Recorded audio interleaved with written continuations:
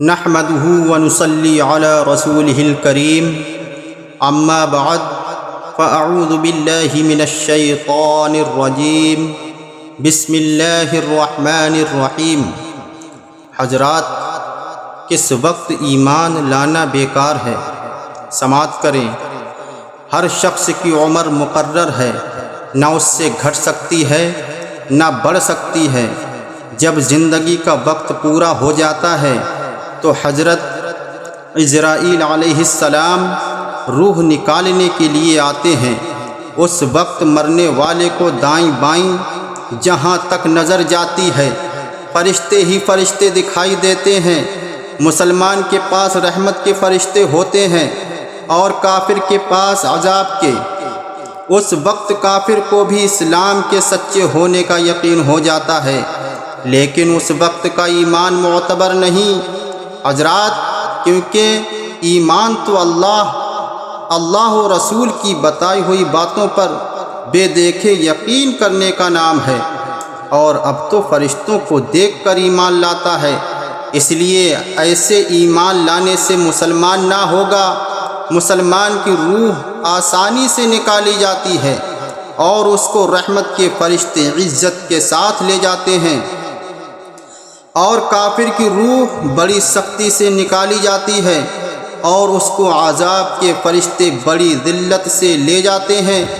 مرنے کے بعد روح کسی دوسرے بدن میں جا کر پھر پیدا نہیں ہوتی، بلکہ قیامت آنے تک عالم برزخ میں رہتی ہے۔ یہ خیال کہ روح کسی دوسرے بدن میں چلی جاتی ہے، چاہے آدمی کا بدن ہو یا جانور کا یا پیڑ پودا میں، یہ غلط ہے۔ اس کا ماننا کفر ہے۔ اسی کو آواگون اور تناسخ کہتے ہیں۔ حضرات، موت کیا ہے؟ موت یہ ہے کہ روح بدن سے نکل جائے، لیکن نکل کر روح مٹ نہیں جاتی، بلکہ عالم برزخ میں رہتی ہے۔ ایمان و عمل کے اعتبار سے ہر ایک روح کے لیے الگ جگہ مقرر ہے، قیامت آنے تک وہیں رہے گی۔ کسی کی جگہ عرش کے نیچے ہے اور کسی کی اعلیٰ علیین میں، اور کسی کی چاہ زمزم شریف میں۔ کسی کی جگہ اس کی قبر پر ہے اور کافروں کی روح قید رہتی ہے۔ کسی کی چاہ برہوت میں، کسی کی سجین میں، کسی کی اس کے مرگھٹ یا قبر پر۔ حضرات، کیا روح بھی مرتی ہے؟ بہرحال روح مرتی مٹتی نہیں، بلکہ باقی رہتی ہے، اور جس حال میں بھی ہو اور جہاں کہیں بھی ہو اپنے بدن سے ایک طرح کا لگاؤ رکھتی ہے۔ بدن کی تکلیف سے اسے بھی تکلیف ہوتی ہے اور بدن کے آرام سے آرام پاتی ہے۔ جو کوئی قبر پر آئے اسے دیکھتی پہچانتی ہے، اس کی بات سنتی ہے، اور مسلمان کی روح کی نسبت تو حدیث شریف میں آیا ہے کہ جب مسلمان مر جاتا ہے تو اس کی راہ کھول دی جاتی ہے جہاں چاہے جائے۔ حضرت شاہ عبد العزیز صاحب لکھتے ہیں، روح را قرب و بعد مکان یکساں است، یعنی روح کے لیے کوئی جگہ دور یا نزدیک نہیں، بلکہ سب جگہ برابر ہے۔ جو یہ مانے کہ مرنے کے بعد روح مٹ جاتی ہے وہ بد مذہب ہے، مردہ کلام بھی کرتا ہے۔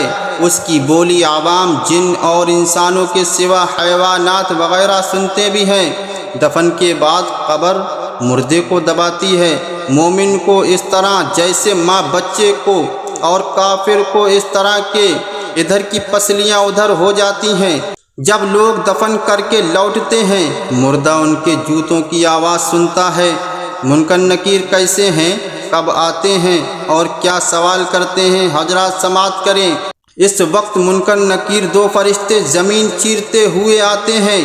ان کی شکل بہت ڈراؤنی ہوتی ہے۔ ان کا بدن کالا، آنکھیں نیلی اور کالی بہت بڑی، جن سے آگ کی طرح لپٹ نکلتی ہے۔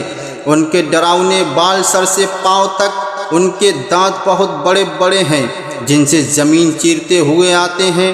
مردے کو جھنجھوڑتے اور جھڑک کر اٹھاتے ہیں، اور بہت سختی کے ساتھ بڑی کڑی آواز سے یہ تین سوال کرتے ہیں: من ربو کا، تیرا رب کون ہے؟ ما دینو کا، تیرا دین کیا ہے؟